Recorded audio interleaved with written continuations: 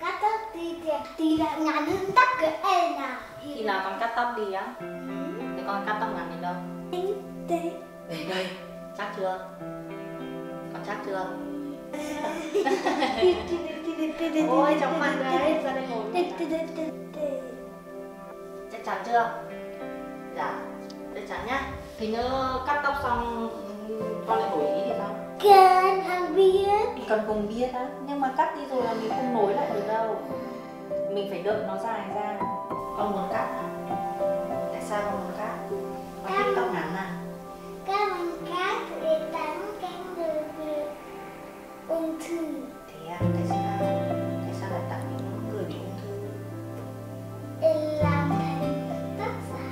Thế ngồi dậy đi mẹ cắt. Muốn cắt đến đâu thì mẹ cắt đến đấy, con chạy đi con lấy cái thước đi. Còn tầm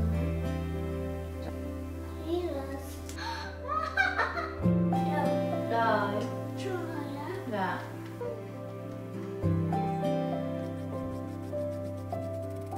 Tôi và con cho vào đây. Em mẹ sửa nào.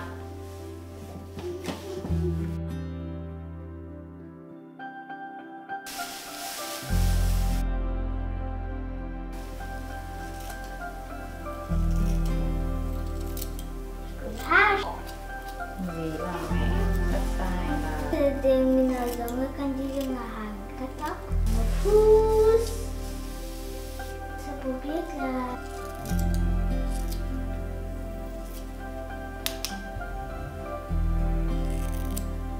Mẹ sửa. mà đến cái này là thôi.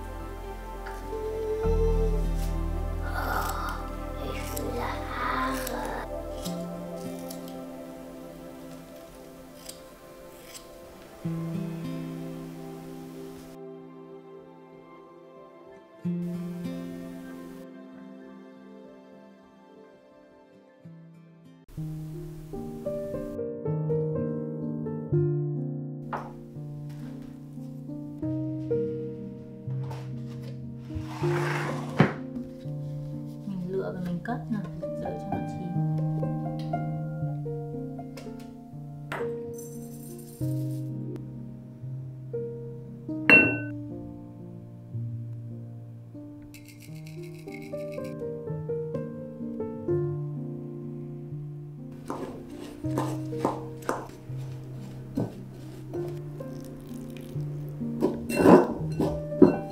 Đẹp nhá, mình còn nếu